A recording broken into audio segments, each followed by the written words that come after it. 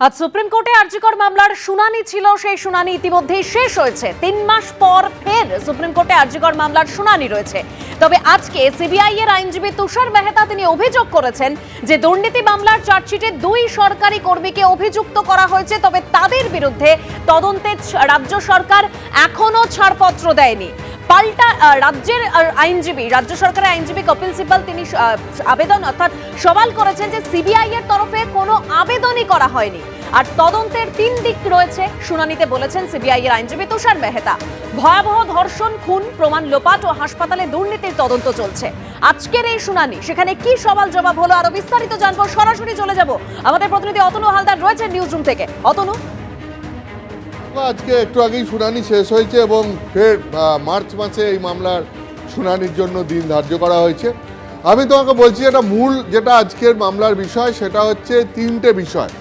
প্রথম কথা হচ্ছে আরজি করে তরুণী চিকিৎসকের রেপ অ্যান্ড মার্ডারের ঘটনা, যে ঘটনা ইতিমধ্যেই মামলা তুমি জানো চার্জশিট পেশ হয়েছে এবং মামলার ট্রায়াল চলছে শিয়ালদা কোর্টে এবং সেটাই আজকে সিবিআই সুপ্রিম কোর্টে জানিয়েছে যে এই রেপ অ্যান্ড মার্ডারের ঘটনায় ট্রায়াল শিয়ালদা কোর্টে চলছে, সাক্ষ্য গ্রহণ শুরু হয়ে গেছে।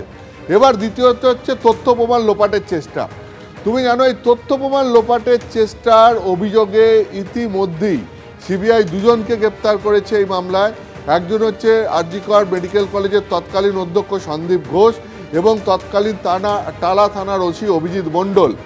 এখন এই 2 জনের বিরুদ্ধে এখনও তদন্ত চলছে, কিন্তু এখনও পর্যন্ত তাদের বিরুদ্ধে কোনো চার্জশিট সিবিআই আদালতে জমা দেয়নি এবং সেই ব্যাপারেই সিবিআই আজকে সুপ্রিম কোর্টে জানিয়েছে যে তারা একটি সাপ্লিমেন্টারি চার্জশিট জমা দিতে চান এবং তারা সাপ্লিমেন্টারি চার্জশিট ভবিষ্যতে জমা দেবেন।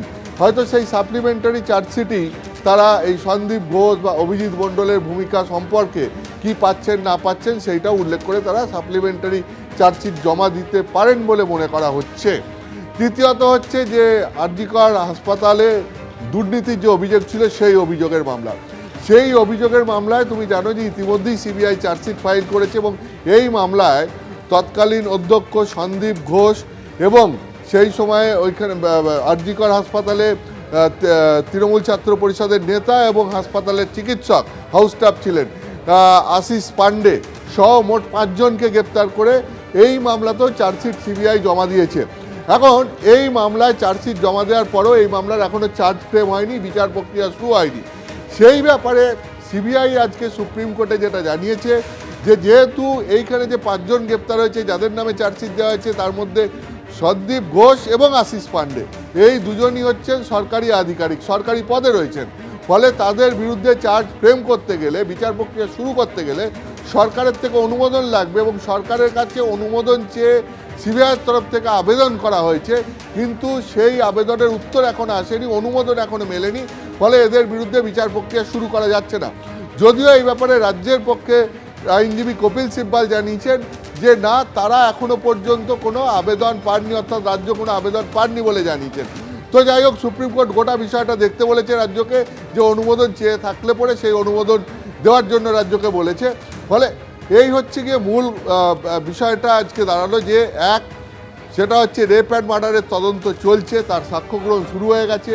2 তথ্য প্রমাণ লোপাটের চেষ্টা, সেই মামলায় সিবিআই পরে সাপ্লিমেন্টারি চার্জশিট জমা দিতে পারে তৎকালীন অধ্যক্ষ সন্দীপ ঘোষ এবং তৎকালীন টালা থানার ওসি অভিজিৎ মণ্ডলের ভূমিকা সেই চার্জশিটে পরিষ্কার হতে পারে।